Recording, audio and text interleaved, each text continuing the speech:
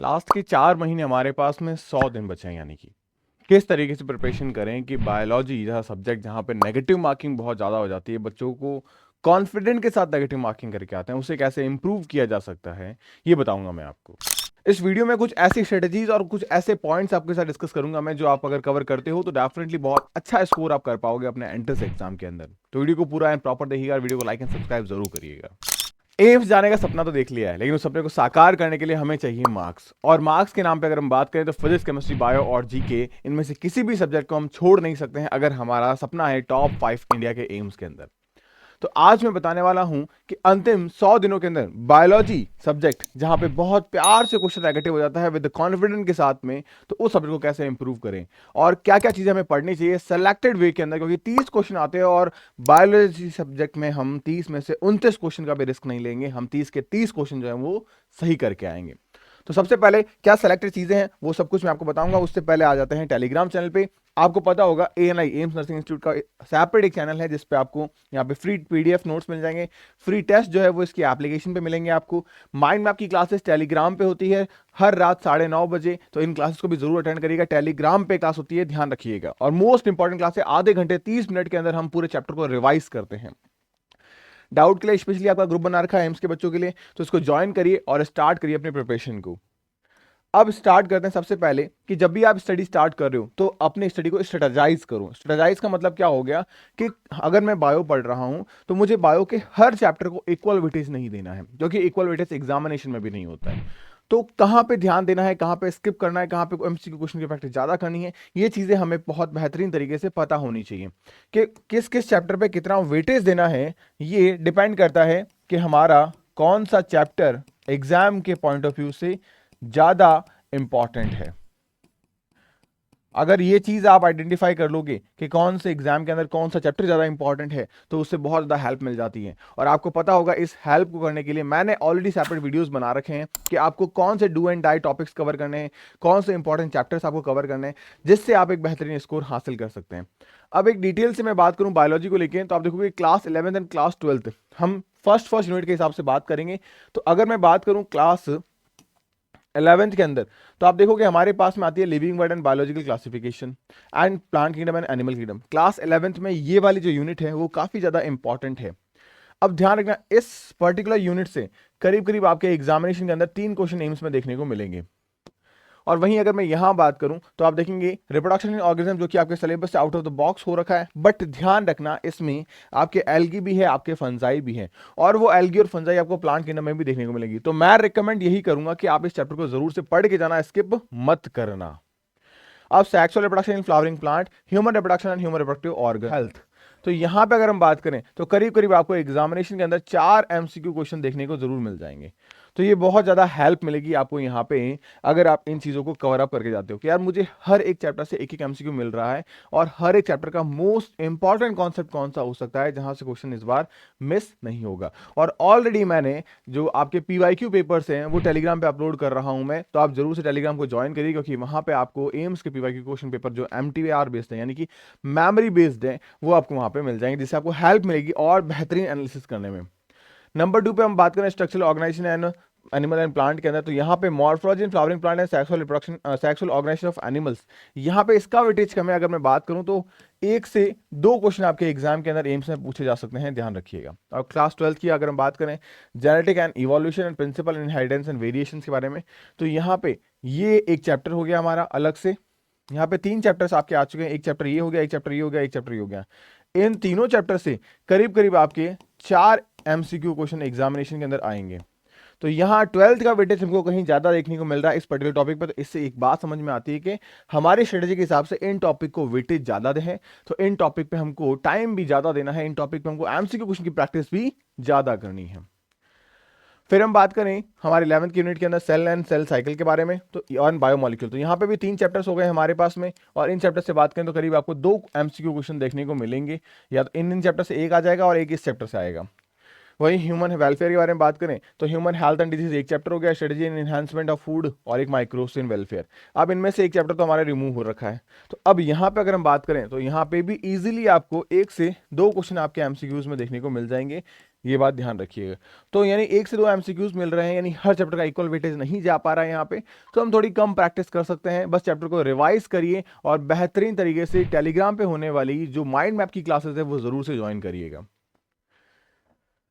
उसके बाद बात करें प्लांट फिजियोलॉजी। प्लांट फिजियोलॉजी में आपको पता है ये चैप्टर्स आपका हट चुका है, एंड आपके पास में photosynthesis, respiration, plant growth and development, यहाँ पे मिनरल्स वाला चैप्टर आपके हट चुका है। तो अब इनमें बात करें तो करीब करीब यहाँ पे आपके 3 एमसीक्यू क्वेश्चंस एग्जामिनेशन में पूछे जाते हैं। और मैं अगर बायोटेक्नोलॉजी प्रिंसिपल के बारे में बात करूं एंड एप्लीकेशन के बारे में बात करूं तो यहाँ पे भी करीब आपके 2 से 3 क्वेश्चन जो है वो एग्जाम में पूछे जाते हैं।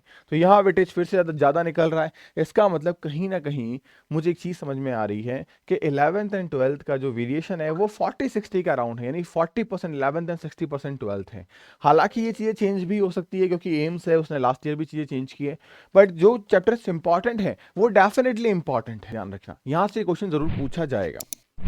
उसके बाद ह्यूमन फिजियो में बात करें तो हमारे पास में ये चैप्टर्स हटा दिए गए हैं। तो अगर मैं यहाँ पे बात करूँ तो आप देखोगे बॉडी फ्लूइड हो गया, ब्रीदिंग हो गया, एक्सक्रीटरी हो गया, लोकोमोशन हो गया, neural control and chemical coordination. तो यहाँ पे मोटे मोटे तौर पे आपसे 5 एमसीक्यू क्वेश्चन एग्जामिनेशन के अंदर आ जाएंगे। उसके बाद अगर हम बात करें इकोलॉजी एंड एनवायरनमेंट पे बात करें तो ऑर्गेनिज्म, पॉपुलेशन, इकोसिस्टम, यहाँ पे अगर हम बायोडाइवर्सिटी को इंपॉर्टेंस दें तो यहाँ पे क्वेश्चन इससे जरूर बनेगा। एनवायरमेंटल इशू आप स्किप कर सकते हो और ऑर्गेनिज्म एंड पॉपुलेशन आप स्किप कर सकते हो, बट इसके इंटरेक्शन फिर भी आप जरूर पढ़ के जाना, बिकॉज एग्जाम में ये आ सकते हैं क्योंकि एग्जाम में क्वेश्चन पूछे गए हैं। जो नया ब्रोशर है उसमें ओल्ड एनसीईआरटी को प्रेफर अगर किया गया तो ये वो टॉपिक है जिससे क्वेश्चन जरूर बनेगा, और अगर न्यू एनसीईआरटी को प्रेफर किया गया तो हमें कोई टेंशन वाली बात है नहीं, हमसे क्वेश्चन नहीं पूछा जाएगा। तो यहां पे मोटे मोटे तौर पे बात करूं तो 3 एमसीक्यू क्वेश्चंस बन जाते हैं। तो ये पूरा 11th एंड 12th को मैंने स्ट्रेटेजाइज बता दिया कि टॉपिक कौन कौन से इंपॉर्टेंट है जो आपको ध्यान रखने हैं, किस टॉपिक को उनको ज्यादा वेटेज है जहां से क्वेश्चन बन सकता है, ये मैंने आपको बता दिया। ऑलरेडी सेपरेट वीडियोस मैंने बना रखे हैं, आप जाके चेक करिएगा हमारे यूट्यूब चैनल पे। वहां पे मैंने आपको ऑलरेडी हर एक डाउट जो आपके होते हैं वो सब कुछ, जैसे कि मैंने आपको बताया एम्स 2025 के मोस्ट रिपीटेड क्वेश्चन कौन से होते हैं, 1 to 7 डेज के अंदर कैसे आप अपने आप सब्जेक्ट को इंप्रूव कर सकते हो, चाहे वो फिजिक्स हो, चाहे केमिस्ट्री हो, चाहे बायो हो, कौन सी मिस्टेक्स आपको नहीं करनी चाहिए, कौन सी बुक आपको प्रेफर करनी चाहिए, एंड बहुत सारी अमेजिंग चीजें भी, जैसे कि 150 दिन का प्लान मैंने आपको बता रखा है, क्या गलतियां ऐसी है जो एक स्टूडेंट करता है और जिसकी वजह से सेलेक्ट नहीं हो पाता। अब हम आगे की ओर बढ़े तो हमारे पास में आता है कि आपको नोट डाउन करना है इंपॉर्टेंट टॉपिक्स को। ये इंपॉर्टेंट टॉपिक्स आपको कहां से मिलेंगे, तो ध्यान रखना, मैंने सेपरेट वीडियो जैसे कि आपको बताया है कि इंपॉर्टेंट टॉपिक्स को लेके तो सेपरेट वीडियोस मैंने डिस्कस किए आपके साथ में यहाँ पे। अगर आप इन टॉपिक्स को देखोगे 150 दिन के स्टडी प्लान के अंदर तो मैंने आपको प्रॉपरली फिजिक्स के अंदर, केमिस्ट्री के अंदर और बायोलॉजी के अंदर यहाँ पे आपको चैप्टर्स बताए हैं कि ये चैप्टर्स इंपॉर्टेंट है, इनसे क्वेश्चन जरूर करके जाना, एग्जाम में क्वेश्चन डेफिनेटली आएंगे। तो इन वीडियोस को भी जरूर जाके चेकआउट करिएगा, लिंक दे रखा है मैंने, और बाकी वीडियोस मैंने आपको बता दिए हैं। उसके बाद हम बात करें नोट डाउन करने के बाद हमारे पास में, जैसे मैंने यहाँ पे पॉइंट भी निकाल दिए कि अगर आप प्लांट किंगडम पढ़ रहे हो तो आपके पास में जो इंपॉर्टेंट चैप्टर है वो कौन सा है, general characters of pteridophyta, gymnosperm and alga. यहाँ पे मैंने देखिए आप एंजियोस्पर्म को छोड़ दिया है, यहाँ पे मैंने ब्रायो को छोड़ दिया है क्योंकि क्वेश्चन नहीं पूछे जाते। उसके बाद ह्यूमन फिजियो में बात करें तो एक्सक्रीटी से क्वेश्चन सबसे ज्यादा पूछे जाते हैं, ध्यान रखना। डाइजेस्टिव हमारे सिलेबस से हट चुका है, नर्वस पे क्वेश्चन इससे ज्यादा पूछे जाएंगे, फिर ब्रीदिंग एंड एक्सचेंज। तो एक डिक्रीजिंग ऑर्डर जो है वो मैंने आपको प्रोवाइड करवा दिया कि पहले किस, इन ह्यूमन फिजियोलॉजी में भी पहले किस चैप्टर को वेटेज हमें ज्यादा देनी है।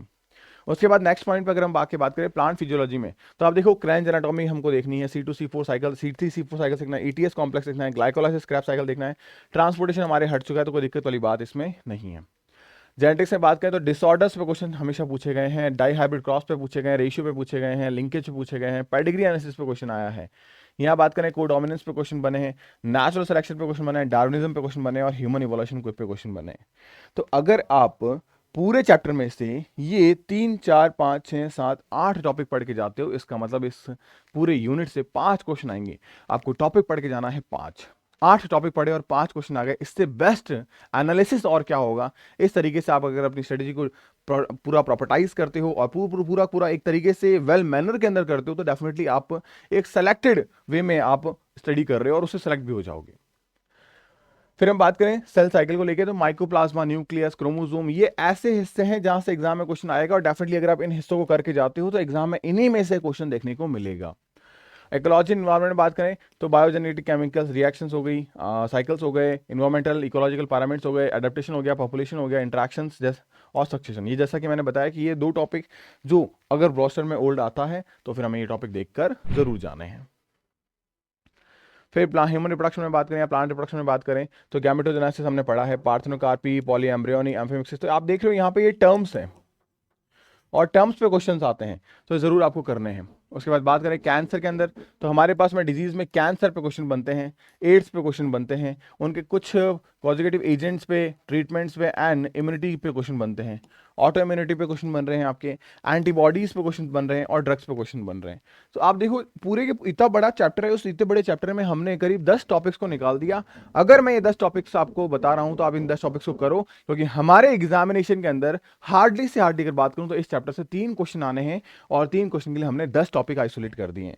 तो ये हमारी स्टडी को और आसान बनाएगा। ह्यूमन रिप्रोडक्शन में बात करें तो मेल एंड फीमेल हो गया हमारे पास में।